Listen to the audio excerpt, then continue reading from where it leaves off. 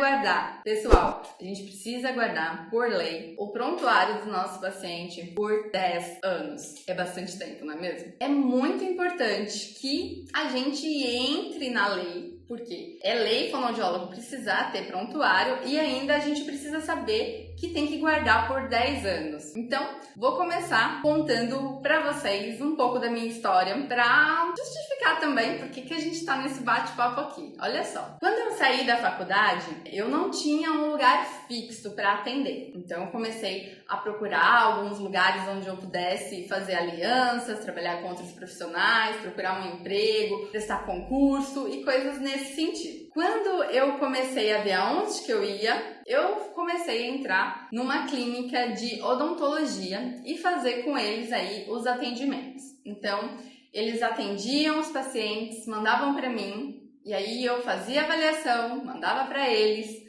ou antes de algum caso cirúrgico ou algum caso de aparelho ortodôntico, eles mandavam para mim, eu fazia uma avaliação, mandava para eles, daí eles resolviam, depois mandavam para mim, para eu reavaliar de novo. E aí, nesse tempo, eu comecei a perceber que realmente, de fato, isso que é lei no dia a dia, além de tudo, nos ajuda. Por quê? Muitas vezes você fala, você acha que eu não vou lembrar disso? E aí passa uma semana e você pensa, puxa vida, o que era mesmo? Eu não lembro de nada mais disso. Por quê? Toda vez que um paciente novo entra e você faz análise, avaliação, se você não tem nada gravado e nem nada escrito, e daí vem um paciente em cima do outro, ao longo prazo é muito difícil de você pegar e perceber pequenos detalhes. É muito difícil, gente. Muito, muito, muito difícil. Eu acho que até vocês já perceberam isso, não perceberam?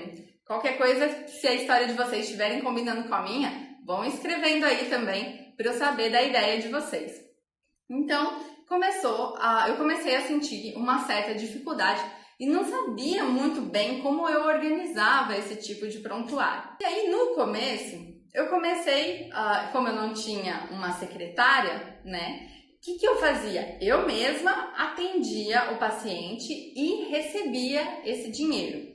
E aí, o paciente, ele pagava, o que eu fazia? Jogava na bolsa e ia embora. E aí, no final do dia, eu tinha um monte de dinheiro que eu não sabia direito quem que tinha pago, quem que não tinha. E aí, se alguém pedia na outra semana posso pagar você 2 vezes na outra semana? Pode, tal. E nessa, eu também me perdia. E aí, eu me perdia de quem tinha pago, quem não tinha. Depois, eu comecei a sentir que eu não sabia quanto, de fato, eu tinha ganhado naquele mês. Por quê? Depois que eu conseguia arrumar quem pagou, quem não pagou, eu também não tinha um sistema de trabalho financeiro em cima daquilo. Então, por exemplo, o que acontecia? Eu atendia e não sabia o quanto eu recebia no final do mês. E isso também é muito complicado pra gente, porque se você não sabe quanto você recebe, você também não sabe o quanto você pode ou não gastar. O quanto você vai ter de reserva, o quanto você pode reinvestir,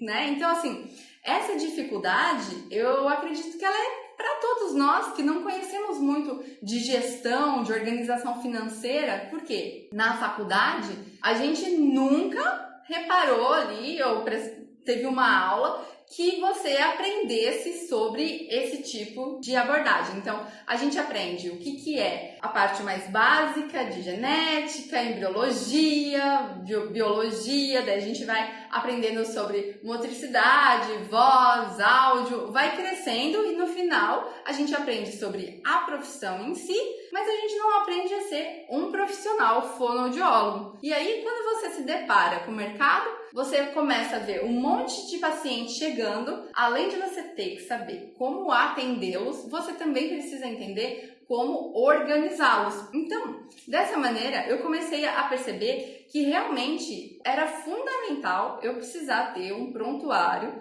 de uma maneira organizada para que eu soubesse o que eu tinha feito com aquele paciente e também o quanto eu já tinha recebido desse paciente, o quanto ali de uma maneira fácil eu conseguiria analisar o quanto financeiramente eu também tinha nesse mês e por aí vai. Então, assim, pode parecer que algumas leis interferem na gente e possa parecer ruim a princípio, mas depois, quando você começa a aplicar e ver na prática, você vê que é fundamental ter um prontuário de uma maneira bem organizada. Alguém aqui já tem prontuário? Quer contar um pouquinho como que é, como vocês anotam, como vocês guardam? Então, meu aprendizado mostrou a importância de sermos empresa, pois uma pessoa física tem muito prejuízo para a aposentadoria. Relato essa reflexão, pois passei por tudo isso. Tá vendo, gente? Não sou só eu. É que, na verdade, a gente sempre vai tropeçando no começo. E aí, depois, lá na frente, a gente vai ficando um pouco melhor,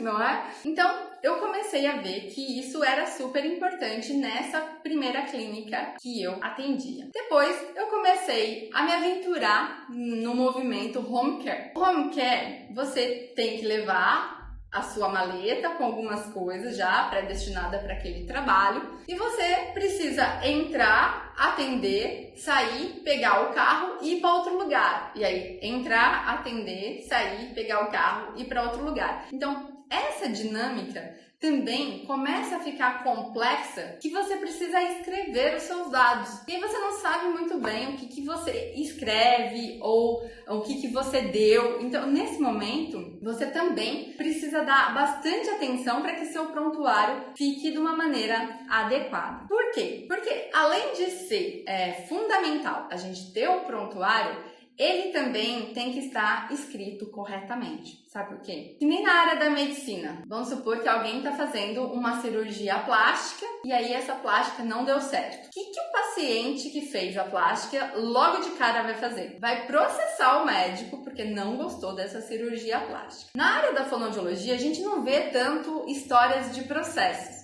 mas pode existir. Então, a gente precisa saber que quando o paciente vem e a gente precisa anotar tudo aquilo que a gente faz, porque se um dia ele quiser colocar a gente na justiça ou algo do tipo, for contra o nosso tipo de trabalho, a gente vai ter um respaldo ali nesse prontuário para que a gente consiga explicar o que aconteceu, o que nós fizemos, por que de repente aquele resultado não aconteceu com esse paciente. Então a gente precisa também ter um prontuário organizado.